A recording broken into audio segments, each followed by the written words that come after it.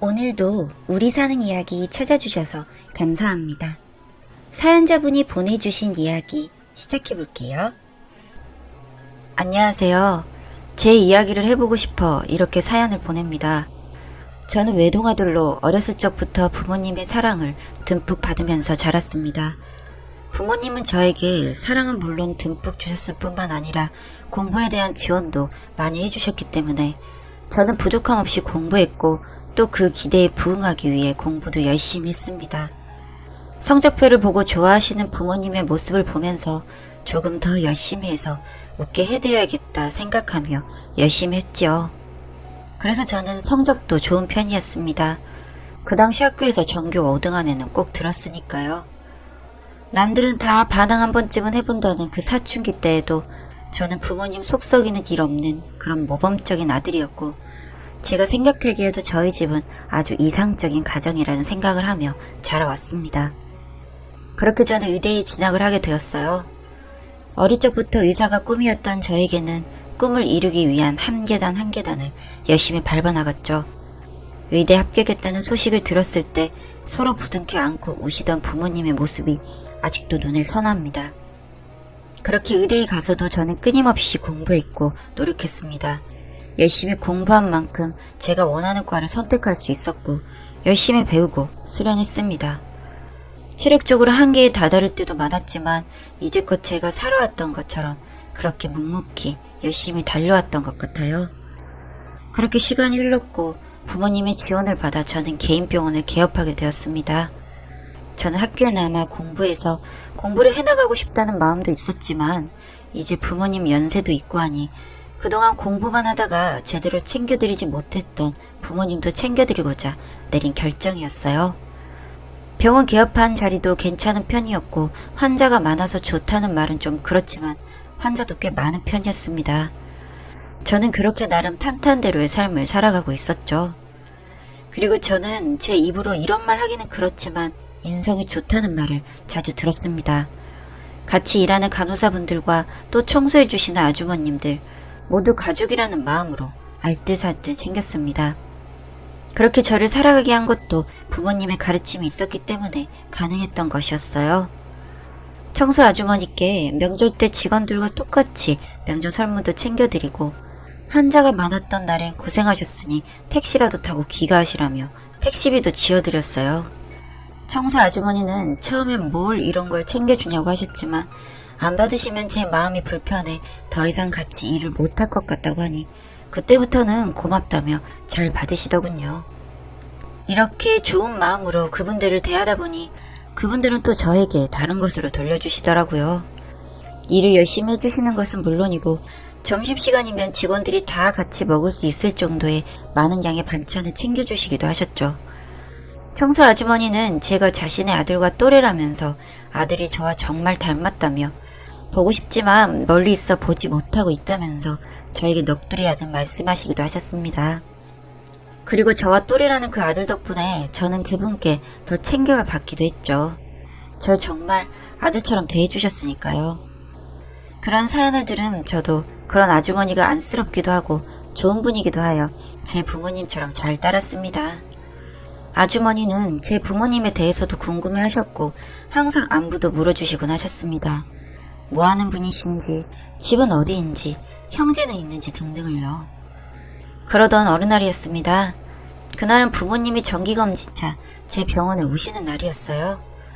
검진을 마치고 부모님을 모시고 나가려는데 청소 아주머니가 앞에 계시더라고요. 그래서 서로 인사를 시켜드리기 위해 제가 먼저 다가갔습니다. 그런데 이미 이분들은 서로를 알고 있는 듯 화들짝 놀라는 눈치였어요. 저희 어머니가 먼저 지금 여기서 뭐 하시는 거예요? 하며 청소 아주머니께 화를 내셨고 청소 아주머니는 사모님 죄송합니다 하고 사과를 하셨죠. 특별한 일이 있었던 것도 아닌데 왜 이러시나 했습니다. 평소에도 저희 어머니는 인품이 온화하셔서 집에서도 단 한 번도 화를 내시는 걸 본 적이 없었거든요. 도대체 무슨 일이지? 제 궁금증은 더 커져만 갔습니다. 그래서 중간에 제가 물었죠. 어머니 왜 그러세요? 두 분 아는 사이세요? 라고요. 그러자 어머니는 아무것도 아니라며 아버지의 팔을 끌어당기더니 빠르게 병원 밖으로 나가셨어요. 그리고 그날 이후 변화가 찾아왔습니다. 평소 저희 병원에 검진회에는 오시지 않던 어머니가 자주 찾아오셨어요. 어머니는 절 보러 오셨다고 했지만 청소 아주머니인가 볼 일이 있는 듯 보였습니다. 궁금했지만 제가 물을 수는 없었고 물어도 왠지 알려주시지 않을 것 같다는 생각에 그냥 그렇게 있던 중 우연히 두 분이 비상구에서 몰래 나누는 대화를 엿듣게 되었죠. 아줌마, 지금 우리 아들 옆에서 뭐 하시는 거예요? 당장 안 그만둬요? 사모님, 정말 죄송해요. 저는 의사선생님이 지옥인지 모르고 옆에 있었네요. 정말 의도한 게 아니에요. 믿어주세요. 지옥이라뇨. 제 아들 이름을 왜 그렇게 불러요?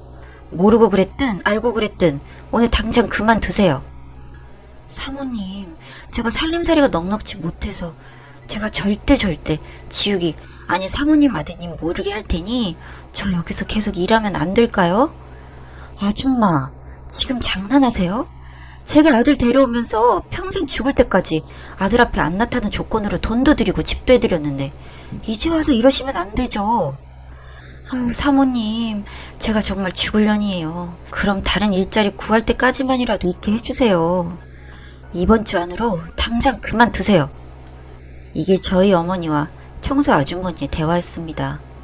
너무 혼란스럽고 도대체 이게 무슨 말이지? 너무 황당했지만 정리를 해보니 원래 제 이름은 지욱이며 현재 저희 부모님이 이 청소 아주머니에게 돈과 집을 주고 저를 데려다가 키웠다는 말이 되더군요. 이제껏 저는 부모님의 아들로 살아왔는데 이게 무슨 소리인지 싶고 이해가 되질 않았습니다. 아니죠. 이해하고 싶지 않았다는 말이 더 맞겠네요. 그렇다면 지금껏 저를 사랑으로 키워주신 부모님이 제 친부모님이 아니라는 소리죠. 과거를 다시 아무리 생각해봐도 친부모님이 아니라기엔 저에게 정말 잘해주셨는데 이게 말이 되는 소린지 정말 혼란의 연속이었습니다. 도저히 이런 상태로는 아무 일도 할 수가 없을 것 같았고 그 며칠간은 잠을 잘 수도 뭘 먹을 수도 없는 지경에 이르렀습니다. 고민하던 저는 그냥 부모님께 사실대로 묻기로 했습니다. 아버지 어머니, 여쭤보고 싶은 게 있어요. 며칠 전 우연히 어머니가 비상구에서 청소 아주머니와 나눈 대화를 듣게 됐어요. 대체 청소 아주머니는 누구고 지우기는 또 누군가요? 어머니가 돈을 주고 집을 주고 그게 다 무슨 말이에요? 제 물음에 부모님은 아주 많이 당황한 표정을 지으시더군요. 그 표정을 보는 순간 아, 나는 부모님의 아들이 아니구나 하는 생각이 들더군요. 그리고 긴 침묵이 이어졌고 어머니는 눈물을 흘리시며 어렵게 입을 떼셨습니다. 어머니께서 들려주신 이야기는 너무 충격적이었어요. 저희 부모님은 결혼 이후 꾸준하게 아이를 가지려고 노력했지만 아이가 생기지 않았고 병원을 찾아 검사를 해보니 불임 판정을 받으셨다고 했습니다. 지금이야 뭐 다른 방법도 있었지만 그 당시에는 다른 방법도 없이 그냥 받아들일 수밖에 없었다고 합니다. 그렇게 절망에 빠져 있을 때 부모님 집에서 일을 도와주던 도우미 아주머니가 본인네 가정 형편이 좋지 않아 아이를 고아원에 맡길 생각이라고 하셨다고 했고 평소에 그 도우미 아주머니의 남편이 도박에 빠져 매일 술 먹고 들어와 돈 내놓으라며 아주머니를 때리곤 한다는 걸 알았던 저희 부모님은 안타깝게 생각하고 있었다고요. 그분은 눈에 피멍이 들어 출근하는 날이 많았고 남편에게 돈을 주기 위해서 가부를 해간 적도 많았다고 했습니다. 그 당시 아주머니의 아들은 2살이었는데 아이가 없던 부모님은 그 아들이 평소에도 너무 예뻤었다고 합니다. 그런 아이를 고아원에 맡길 생각을 한다고 하니 안타깝기도 하고 고아원에 데리고 가지 않으면 아주머니의 남편이 이 작은 아이에게까지도 폭행을 할 것 같아 마음이 많이 아프셨다고요. 이런 저희 부모님의 표정을 보고 아주머니가 매달리셨다고 하더군요. 평소 제 아들을 많이 예뻐해 주신 거 잘 안다. 고아원에 보내지 않더라도 남편은 도박을 끊지 못할 것이고 자신이 이렇게 키워봤자 남편처럼 되거나 그게 아니면 자기처럼 이런 인생을 살게 될 게 뻔한데 이 아이 인생이 너무 불쌍하지 않느냐고요. 그러니 불쌍히 여기고 사모님이 키워주신다며 평생 은혜를 잊지 않고 살겠다고요. 며칠을 고민한 저희 부모님은 도우미 아주머니 아들, 즉 저를 입양하기로 하셨고 그 대가로 거액의 돈과 집을 마련해 주셨다고 했습니다. 거기에는 절대 다시 우리 앞에 나타나지 않겠다는 각서를 받고요. 여기까지 듣고 나니 어느덧 제 얼굴에는 뜨거운 눈물이 흐르고 있더군요. 2살 때의 일이라 저에게는 전혀 기억이 없었고 평생을 제 부모님이라고 살아온 이 두 분이 사실은 내 친부모가 아니라고 하니 충격이 클 수밖에요. 그렇게 부모님과 부둥켜 안고 한참을 울었습니다. 저를 안쓰러워하는 부모님이 느껴졌죠. 그런데 참 이상하죠? 어느 정도 마음을 가라앉고 나니 이제껏 모범생처럼 착하게 살아오던 제가 불뚝한 반항심이 올라오더군요. 그냥 부모님에게도 화가 나고 날 버린 그 청소 아주머니에게도 화가 치밀어 오르고 여기에 모든 원흉인 친아버지라는 인간도 죽여버리고 싶을 정도로 증오스럽더군요. 무언가 억눌려 있던 게 폭발하기라도 하듯 제 감정선이 날뛰기 시작했습니다. 도저히 일상생활을 이어갈 수 없을 것 같아 병원부터 문을 닫았습니다.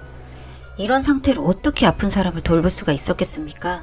제가 현재는 가장 아픈 사람인데요. 그렇게 저는 집으로 들어가 제 방문을 걸어 잠그고 매일을 술로 버텼습니다. 생각을 정리를 하고 싶은데 그게 쉽게 되지는 않고 저를 달래줄 수 있는 건 술밖에 없다는 생각이 들더군요. 방 밖에서 제 걱정으로 동동거리시는 부모님을 알고 있었습니다만 철저하게 입을 다물었습니다. 대화라는 것 자체가 하기 싫고 버거웠습니다. 그렇게 폐인처럼 지내기를 며칠, 다른 건 모르겠고 하나의 결론이 나더군요. 그 청소 아주머니를 만나야겠다고요. 나의 친엄마라는 그 여자 청소 아주머니를 카페에서 만났습니다. 가까이서 제 얼굴을 보더니 흠칫 놀라시는 것 같더군요. 그렇겠죠. 그 전에 몰골이 아니었을 테니. 저는 인사도 생략하고 물었습니다. 혹시 내가 누구인지 알고 의도적으로 접근하기 위해 우리 병원에 취업한 것이 아닌지 물었죠. 그 아주머니는 절대 아니라며 손살을 치더니 결국엔 사실대로 말하더군요. 저인 줄 알고 접근했다고요. 그리고 더 충격적인 것은 접근한 의도가 사실은 돈을 뜯어내기 위해서였다고요. 실소가 절로 터져 나오더군요. 그래서 나를 내 부모에게 팔아넘길 때 이미 거액의 돈과 집까지 받았다면서 왜 청소부 일을 하며 돈을 더 뜯어내려고 벌레처럼 나에게 들러붙었냐고 퍼부었습니다. 예전과는 다른 제 상태를 보면서 이분은 사실대로 말을 이어나가더군요. 우리 부모님에게서 받은 돈과 집은 이미 그 도박하는 자신의 남편이 날려먹은 지 오래며 현재 그 남편이라는 인간은 상습 도박과 폭력으로 감옥에 수감 중이라고요. 그런데 왜 돈이 필요했냐고, 남편도 감옥에 수감 중이라며 자식 팔아먹은 돈도 모자라서 또 돈을 벌어가려고 기어 들어왔냐 물었더니 몇 달 뒤면 그 친아버지라는 인간이 출소를 하게 되는데 이제는 정말 그 인간과 살고 싶지 않고 무섭기도 해서 아무도 모르는 곳으로 내려가 조용히 숨어서 살고 싶었다고요. 그런데 그러기엔 본인 수중에 돈 한 푼이 없어서 그러질 못한다고요. 여기까지 듣는데도 기가 막히는데 이 사람이 저에게 매달리며 그러더군요. 새로운 곳에 가서 살 수 있게 제발 돈 좀 달라고요. 자기도 이젠 좀 살고 싶다고요. 이렇게 어차피 알 거 다 알게 되었으니 돈 좀 달라고요. 그러면서 하는 말이 더 가관이더군요. 자신을 원망할 것도 없지 않냐며 이렇게 의사로 살 수 있게 해주고 부잣집에 부족한 것 없이 살아온 게 어찌 보면 다 자신이 그 집에 절 두고 왔기 때문이 아니겠냐고요. 그러니 자신의 은혜에 돈으로 보답을 하라고요. 술만 퍼마시며 며칠을 지내면서 저는 여러 가지 생각을 했습니다. 이 친모라는 여자가 나를 잊지 못해서 찾아온 게 아닐까. 그렇다면 나는 어머니가 두 분이라 생각하고 모시고 살아야 하지 않을까. 나를 버린 사람이지만 상황상 어쩔 수 없는 선택을 했던 것이고 그렇게 버린 내가 너무 안타까워 내 주위를 맴돈 게 아닐까.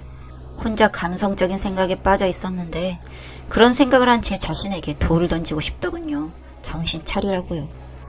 그런데 결국 이 친모라는 여자는 절 돈으로만 보고 있는 것이었습니다. 자식이 아닌 그저 돈줄이었던 거죠. 이런 사람이 나를 낳아준 친모라니 정말이지 치가 떨렸습니다. 배신감과 증오감이 모두 다 그 친모라는 여자에게로 향하더군요. 저는 앞으로 절대 당신을 보고 싶지 않으니 병원은 물론이고 절대 내 근처에는 오지도 말라고 했습니다. 뭐 당신도 나를 자식으로 생각하지 않는 것 같지만 나에게도 부모님은 키워주신 두 분뿐이며 그분들이 나를 낳아주지 않았다 해도 전혀 달라질 것 없다고요. 아니 오히려 더 그분들을 존경하고 사랑하게 될 것 같다고요. 적어도 이렇게 자식 가지고 장사하는 당신 같은 사람은 아니니까 얼마나 다행이냐고요. 그 은혜는 오롯이 이 두 분에게 갚으면서 살아갈 것이지 당신에게 갚을 은혜 따위는 없다고 했습니다. 나를 낳았다는 그 쓰레기 같은 친부를 아직도 끌어안고 살았던 당신도 크게 그 사람과 다르지 않으니 쓰레기는 쓰레기끼리 서로 죽을 때까지 함께하는 게 맞지 않겠냐며 절대로 어떤 짓을 해도 나에게 돈이 나올 일은 없으니 영원히 사라지라고 해버렸습니다. 미친 듯이 모진말을 퍼부었는데도 후회스럽지가 않더군요. 그렇게 집으로 돌아왔습니다. 돌아오는 길엔 너무 어이없고 속이 더 허해서 눈물도 나오지 않더군요. 그렇게 집에 도착해 현관문을 열고 들어갔습니다. 소파에 앉아서 머리를 감싸주고 계신 어머니가 보였어요. 그때서야 미친 듯이 눈물이 나더군요. 어머니는 저에게 무릎을 꿇으셨습니다. 그렇게 저에게 진작에 이야기해주지 못해 미안하다며 절 잃는 줄 알고 너무 두려웠다며 어디 다친 곳 없이 이렇게 무사히 우리 집으로 와줘서 너무 고맙다고 눈물을 흘리셨습니다. 무릎을 꿇어야 할 건 저인데 말이죠. 한참을 어머니에게 안겨 울었습니다. 요 며칠 너무 마음 아프게 해드려 죄송하다고. 그 아주머니는 이제 다시 우리 가족 앞에 나타나지 않을 것이니 걱정 마시라고요. 그동안 절 위해 숨겨왔을 어머니 마음을 너무 잘 알 것 같으니 울지 마시라고요. 그 밤이 지나고 난 뒤 저는 다시 예전의 모범적인 저로 돌아왔습니다. 그리고 이제껏 그래왔던 것처럼 하루하루를 열심히 살고 있습니다. 앞으로 제 남은 인생은 친자식이 아님에도 정말 자신들이 낳은 자식처럼 저를 아껴주시고 사랑해주셨던 부모님의 은혜를 갚는데 쓰려고 합니다. 긴 글 읽어주셔서 감사합니다.